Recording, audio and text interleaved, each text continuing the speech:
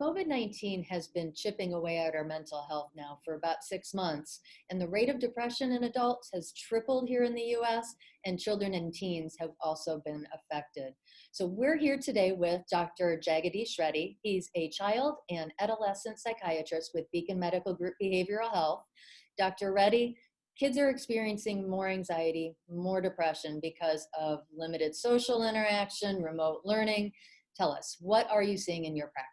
What I'm seeing is a big surge in anxiety. I've seen young adults go through this, kids going through this, where it's a feeling of unsettlement, where we don't know how long this COVID is going to last for. Nobody knows right now. So only we can do is take one day at a time. But this leads to a lot of insecurity in people, and feeling of unsettled, and I see a big surge in anxiety medications prescription, not only by a psychiatrist, but also with the primary care doctors.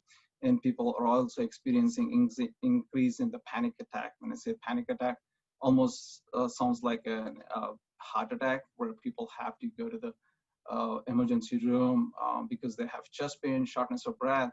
We don't know what exactly it is. Is it a heart attack or is it a panic attack?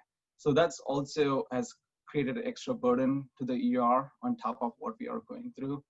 And of course, mood is the big deal. Like, as you said, it has tripled in adults. So it's, like if somebody has an underlying depression, this has created worsening of the depression to a point where they're almost suicidal. Then we have to refer them to the hospital. So again, a surge in increase in hospitalization too. And people are lonely at this time. Most of them are working from home. So they start off drinking casually, that leads to more drinking, binge drinking problems and substance abuse. So I'm seeing a surge in alcohol dependence, as well as some cannabis abuse and some hardcore drugs too. That's one thing happening. So, and the real sad news, Heidi, for me is like when a loved one who's COVID positive has a complication with the lungs and multiple organ failure in hospital, and they can't even talk to them or can't go visit them. We know that universally. So we can do only like on the phone or video chat or something. So somebody in deathbed, and you know that they're dying, you can't even see them and have a goodbye to them. So that's also very touching to people, and it can affect everybody. So we call it something called prolonged grief or pathological grief, where people are like, almost seems like depressed and withdrawn and don't want to talk to anybody. So this is something I'm seeing too. Last not the least, what I'm also seeing is the worsening of OCD symptoms.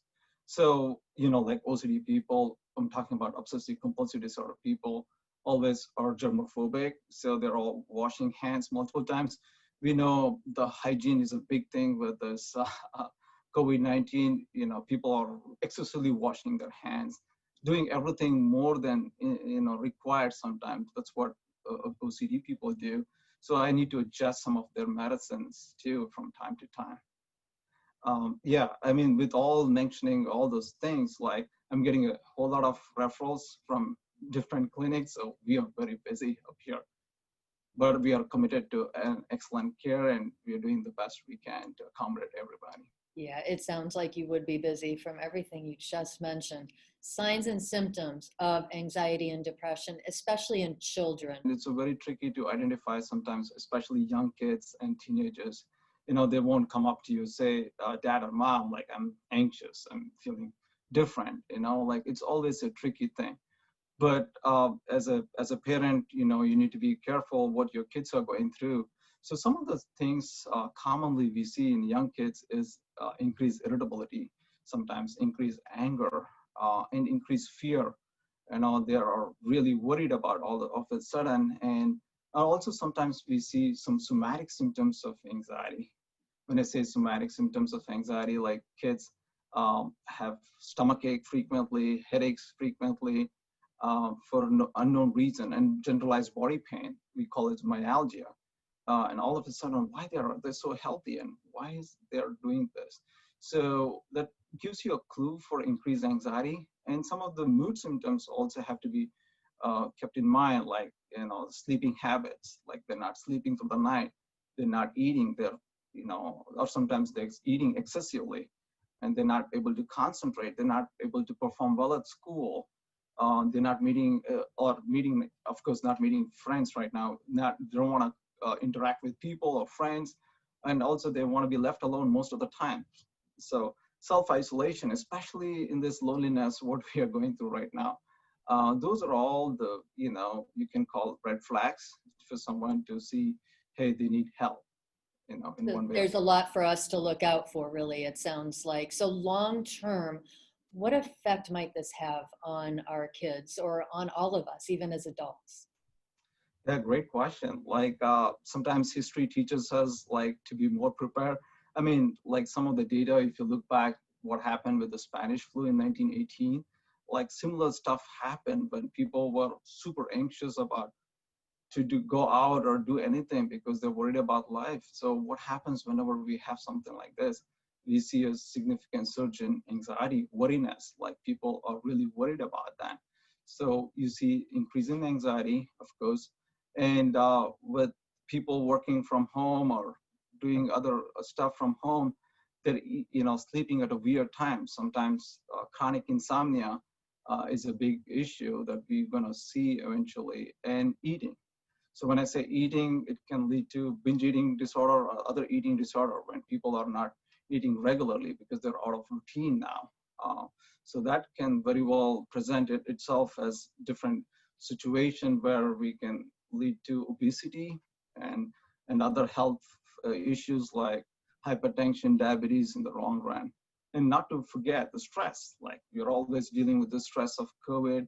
We don't know what to expect, coming this fall, the winter, like there might be a second wave, like there's so many unknowns that causes increased stress that can cause variation in your blood pressure, blood sugar. So it can have its own consequences too. In the end, when the pandemic is finally deemed over, those things aren't magically going to disappear right away. Absolutely, Heidi, you're right on. So that's a good point what you made on, and also not to forget, this can eventually lead to chronic mood disorder or chronic anxiety or generalized anxiety disorder. So we need to be careful of that too. Yeah. So how can parents help? How can we help one another as adults? When is it time to see your doctor? So yes, like especially for young kids, parents are the real deal. I mean, they're watching the kids all the time. So any changes in their personality, like all of a sudden they lose interest in the fun activities they used to enjoy, and they don't eat their food regularly, or they tend to eat only junk food sometimes, or like candies a lot. Like any changes which is totally not normal for the kids should be paid attention. We also talked about like some of the somatic symptoms of anxiety, where the kid is getting chronically all the time headaches, stomach aches, belly aches, body aches. These should also give you a clue what's going on with them. And yeah, we have to also realize like, why they're always lonely sometimes. Loneliness and left to be alone, like not able to interact with anyone or don't have an urge to interact with anyone, should be something kept in mind. And when the mood or depression gets really bad or anxiety symptoms get bad, sometimes they start to do something like we call it parasuicidal behaviors. Like all of a sudden they start cutting themselves, or self-inflicting some wound or burns sometimes. So those are like some of the red flags where, oh, this is getting bad, we need to get help. And some kids, we directly voice suicidal ideations. They're having all of a sudden the thoughts of hurting themselves. Only when depression hits rock bottom we see that. So I mean, all those times are a good way to talk to the primary care doctor or the psychiatrist. It's always better to reach out. Dr. Reddy, thanks for joining us today and for your perspective on this very important topic moving forward. Well, thank you.